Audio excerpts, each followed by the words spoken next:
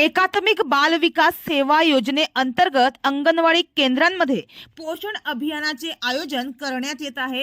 याच अभियानाअंतर्गत 27 सप्टेंबर रोजी एकात्मिक बाल विकास सेवा योजना प्रकल्प मनोर विभागाअंतर्गत येणाऱ्या धांगडपाडा येथे आहार प्रात्यक्षिक पालक पोषण माह मेळाव्याचे आयोजन करण्यात आले होते। धांगडपाडा येथील अंगणवाडी केंद्रात या सुंदर अशा मेळाव्याचे आयोजन करण्यात आले होते। या कार्यक्रमासाठी टेन ग्रुप ग्रामपंचायतीचे सरपंच सदू गणेशकर, उपसरपंच सौ रेहाना पटेल, सदस्या सौ ज्योत्स्ना गोवारी, गोविंद धडपी, पोलीस पाटील सुरेंद्र गोवारी उपस्थित होते। तसेच अंगणवाडी शिक्षिका, गरोदर माता, स्तनदा माता, किशोरी मुली व लाभार्थी इतर महिला उपस्थित होत्या।